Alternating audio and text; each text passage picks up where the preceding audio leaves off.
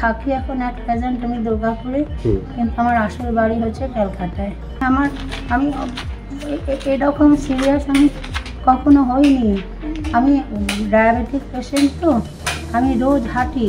আমি আজকে ভীষণ ভালো আছি, মানে দিন দিন আমি উন্নতি হচ্ছে। ডাক্তারবাবু খুব ভালো লোক, খুব ভালো ডাক্তার একজন। ভদ্রমহিলা আমার কাছে ভর্তি হয়েছেন প্রচণ্ড শ্বাসকষ্ট নিয়ে।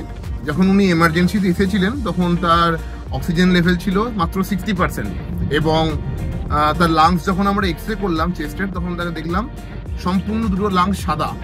আমাদের মেডিকেল টার্মে যাকে বলা হয় ARDS।